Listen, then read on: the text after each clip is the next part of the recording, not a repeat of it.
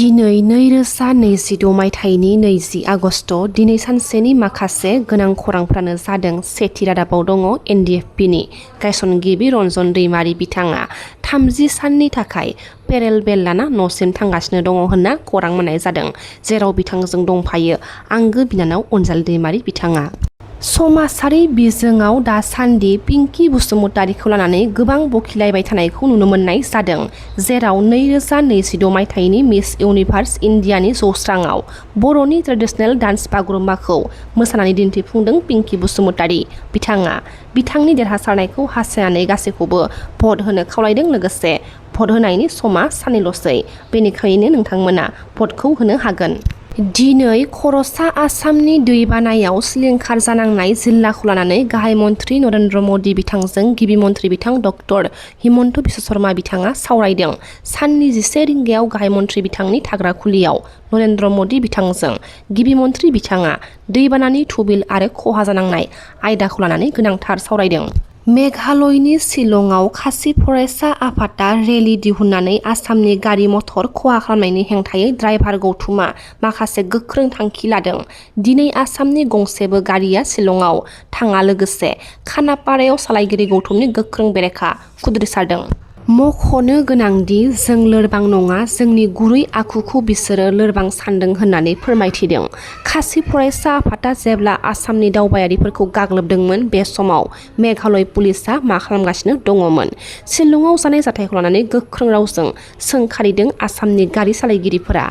केनियायाव गिख्रंथाव बिरखं जाब्रबथाय जादों। जाब्रबथायाव आमेरिकानि सा 5 सुबुं, इकुवाडरनि इन्टेलिजेन्स चिफ मिशेल सेन्सी कुन्टुगिरिजों लोगोसेनो सा 7 सुबुंफोरा जिउ खहा जादों होनना मिथिनो मोन्दों। गावनि हौवानिफ्राय फैसा लाना खारदों सासे बिसिया।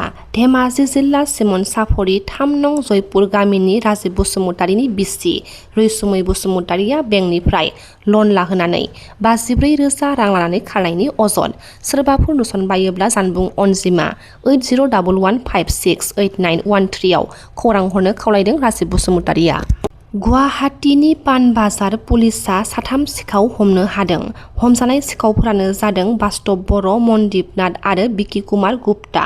हमनाय सिखावफोरनिफ्राय पुलिसआ गंसे खावनाय स्कुटिजों लोगोसे सना मोननो हादों होननानै मिथिहोदों। श्रीरामपुराव पुलिसनि सिग्रोमनायाव गोबां बिबांनि गुबुन हादोरनि सिगारेट जब्द खालामदों। थांनाय मोनानि 11 रिंगासो समाव पुलिसआ कक्राझार जिल्ला गसाइगाव महकुमानि सिङाव थानाय असम बंग सीमा श्रीरामपुर 27 नं हादोरारि राजालामानि सिमुलटापु चेक पस्टआव सिग्रोमनायाव गोबां रांनि सिगारेट लाबोनाय ट्राकखौ जब्द खालामनो हादों। बांलादेशनि एसिस्टेन्ट हाइ कमिशनारआ रायमना माहारियारि पार्क दावबायफैदों।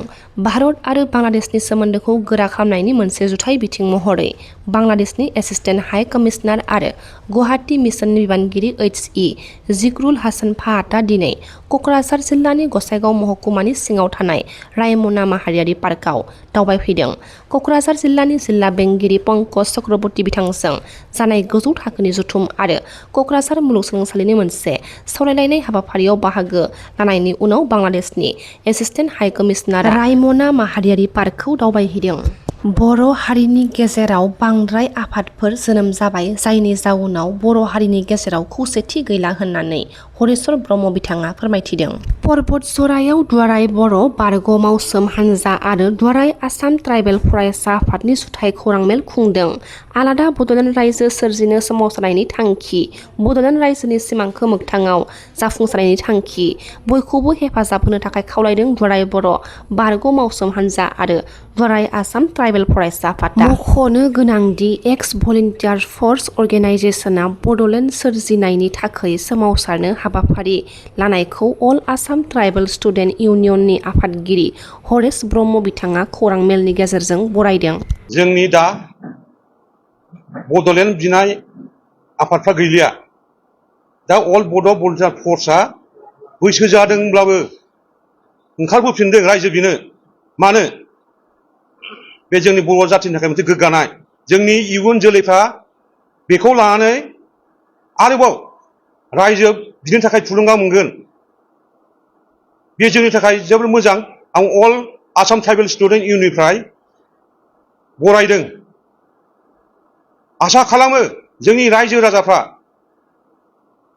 दा प्रेजेन्ट समाव मा जानानै दङ जों बिएससि बिटिसि मोनबोबाय थेवब्लाबो जोंनि गांनाय उखैनाया दाबो जोबाखै जों जेब्लासिम बड'लेण्ड मोना जोंनि बर'फ्रा रावबो माने गोसोखौ जाफुंसारनाय बायदि मोना आरो रावबो बर' हारिया बड'लेण्ड नाङा होननानै बुंनो हाया जोंनो बयनोबो बड'लेण्ड नांगौ जों जेब्लासिम बड'लेण्ड मोना जों गोजोन थांनानै थानो हाया निस्सय आरो जोङो अल बड' भलुन्टियार फर्सल' नङा जोंनि गोबां जोंनि माहारि आफादखौ जों सावरायगोन अलरेडि सावरायखाबायबो जों प्लेनिंखौ लागासिनो दं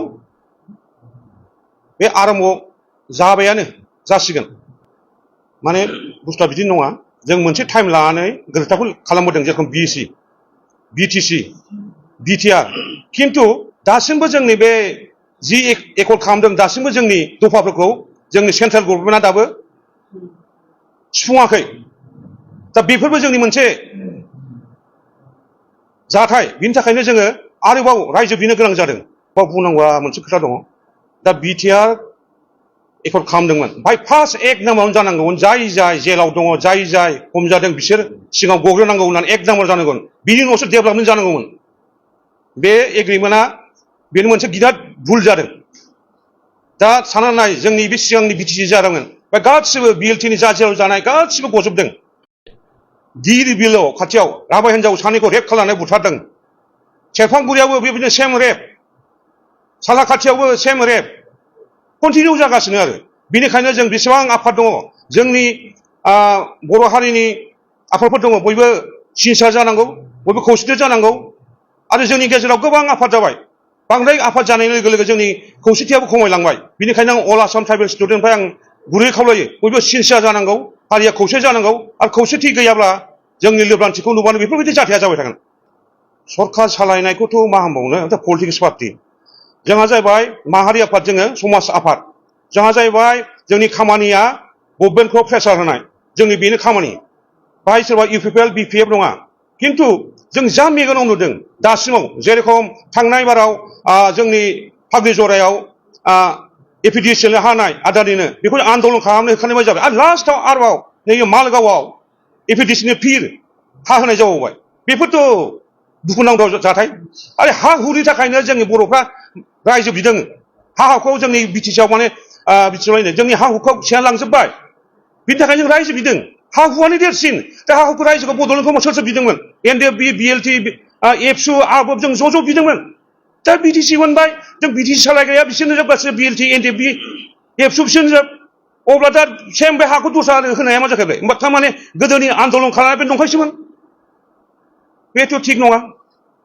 रायजोनि गांनाय उखैनायखौ मिथियाब्ला रायजोनि खोथाखौ जुदि गभर्नमेन्टआ मानियाबा बेखौ रायजोनि गभर्नमेन्ट जों बुंनाय नङा बेथ' गाज्रि बुस्थुआ जों दाख्लै रुनिकाटा आउटपस्टआव नुबाय माने ओरैबायदि बुख्रेबबाय गारि मटर सिलाय लानानै थांबाय बेखौ पुलिसफ्रा गावाखै दाख्लै ओरैबायदि नुबाय जोङो सरलपारायाव सासे लाइमोन माने इनकाम काउन्टार खालामनानै गावथारदों होनदों खिन्थु बे मानसिखौ हमनोबो हायोमोन आथिंखौ गावनो हायोमोन डाइरेक्ट मानो गावखो जों बर'खौल' गावनो मोनबाय आरो गुबुन हारिबा गावला आरो बेथ' मोजां जायाखै बेफोरबायदि जानो नाङा दा गावनिनो गभर्नमेन्ट बर'खौल' गावथारनाया बेथ' थिग नङाना जे जायगायाव सिलायनानै थांनाय बुख्रुबबाय गारि बुख्रुबबाय बेखौबो जेबो खालामाखै बेथ' मोजां जों दा डाइरेक्ट बुंनो हाया बे गावसोरनि मिसन सिंनि खोथाखौ जों बोरै बुंनो जानो हागौ डाइरेक्ट नङा बेनो जोंनि माहारि आफादफ्रा ज' जायोब्ला ज' आवाज होयोब्ला खैफोदाव जेबो बुङाबा सिरि थायोब्ला